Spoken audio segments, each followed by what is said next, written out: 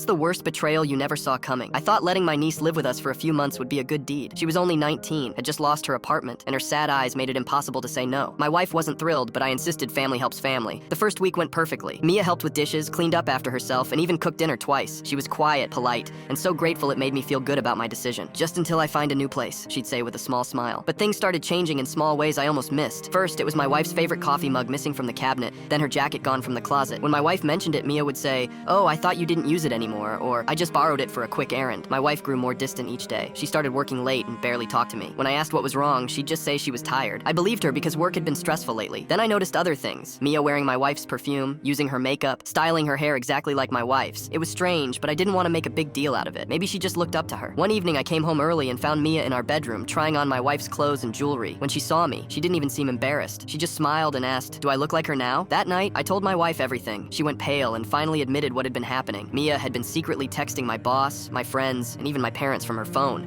pretending to be her. She'd been slowly taking over my wife's identity, piece by piece. We checked our bank accounts and discovered money missing. Not large amounts that would set off alarms, just small withdrawals that added up to thousands. She copied my wife's signature perfectly and opened credit cards in her name. When we confronted Mia, she didn't deny anything. She just sat at our kitchen table, the one she'd helped set every night for weeks, and said, "You have such a perfect life. I just wanted to try it on for a while." The police found notebooks in her room filled with information about us, our schedules, friends' names, favorite restaurants, even copies of my wife's handwriting. She'd been planning to become my wife long before she lost her apartment. The detective told us this wasn't the first time she'd done this. 3 other families had similar stories, but none pressed charges because she was family, and they were too embarrassed. That night, after Mia was gone, my wife showed me something that made my blood run cold. A folder on Mia's laptop labeled "Next Steps," containing research on how to make someone disappear without raising suspicion. The girl I thought needed saving was preparing to take my wife's place completely. Sometimes the wolf doesn't just come in sheep's clothing. It comes with your own last name, calling you uncle, and sleeping under your roof.